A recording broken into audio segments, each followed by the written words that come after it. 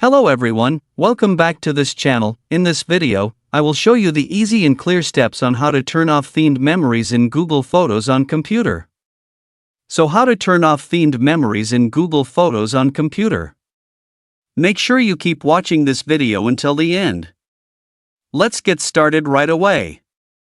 Firstly, go straight to Google Photos on your computer or laptop. This is the Google Photos display. Next, move the cursor to the top right of the screen. There are lots of menu options here. Next, tap the Settings menu. Now here you are in the Settings menu. And here there are lots of setting options that you can use. Scroll down and find the Memories menu. Now you have found it. And tap the Memories menu. Now it will appear like this. Scroll down.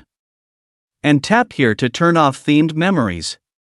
The function of this feature allows users to turn off themed memories in Google Photos on their computer so that they do not receive automatic displays of photos based on a certain theme.